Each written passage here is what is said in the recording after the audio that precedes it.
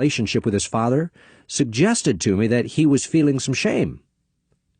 A tear came to his eye, and he said he would have to think about that. Where does our shame come from?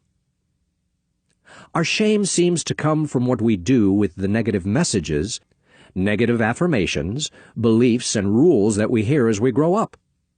We hear these from our parents, parent figures, and other people in authority such as teachers and clergy. These messages basically tell us that we're somehow not all right, not okay, that our feelings, our needs, our true self, our child within is not acceptable. Over and over we hear messages like, "Shame on you. You're so bad. You're not good enough." We hear them so often and from people on whom we're so dependent and to whom we are so vulnerable that we believe them, and so we incorporate or internalize them into our very being. As if that were not enough, the wound is compounded by negative rules that stifle and prohibit the otherwise healthy, healing, and needed expression of our pains. Rules like don't feel, don't cry, and children are to be seen and not heard. And so, not only do we learn that we're bad, but that we are not to talk openly about any of it. However, these negative rules are often inconsistently enforced, as described in the previous chapter. The result? Difficulty in trusting rule makers and authority figures, and feelings of fear, guilt, and more shame. And where do our parents learn these negative messages and rules? Most likely from their parents and other authority figures. This is an example of childhood trauma. Here is emotional abuse, being transmitted from one generation to the next. Negative rules and negative messages commonly heard in alcoholic or other troubled families. Negative rules. Don't express your feelings. Don't get angry. Don't get upset. Don't cry. Do as I say, not as I do.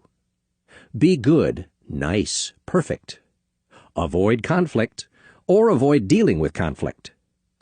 Don't think or talk, just follow directions. Do well in school, no matter what. Don't ask questions. Don't betray the family. Don't discuss the family with outsiders. Keep the family's secrets. Be seen and not heard. No backtalk. Don't contradict me. Always look good.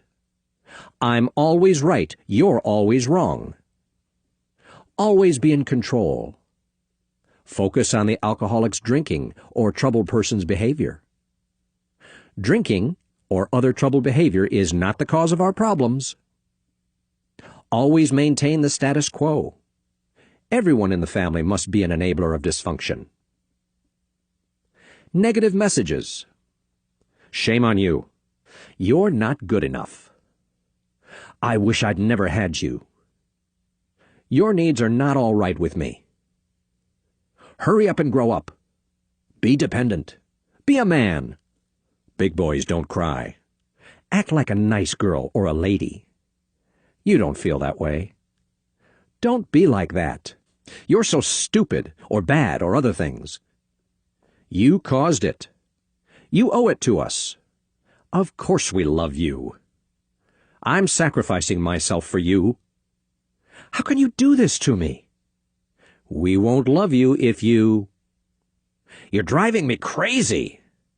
You'll never accomplish anything. It didn't really hurt. You're so selfish. You'll be the death of me yet. That's not true. I promise, though breaks it. You make me sick. We wanted a boy or girl. You... The shame-based family. When everyone in a dysfunctional family comes from and communicates with others from a base of shame, it may be described as being shame-based. Parents in such a family did not have their needs met as infants and children, nor usually as they continue into adulthood. They often use their children to meet many of these unmet needs. Miller, 1981, 83, 84, 86. Shame-based families often, though not always, have a secret. Their secret may span all kinds of shameful conditions, from family violence to sexual abuse to alcoholism, to having been in a concentration camp. Or the secret may be as subtle as a lost job, a lost promotion, or a lost relationship. Keeping such secrets disables all members of the family, whether or not they know the secret. Fisher, 1985. This is because being secretive prevents the expression of questions, concern, and feelings, such as fear, anger, shame, and guilt. And the family thus cannot communicate freely, and the child within of each family member remains stifled, unable to grow and to develop.